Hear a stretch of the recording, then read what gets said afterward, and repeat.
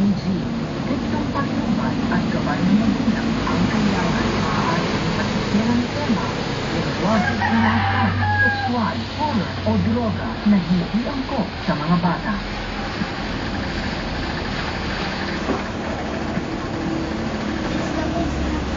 Nakakaloka ang ito ngayon sa face-to-face.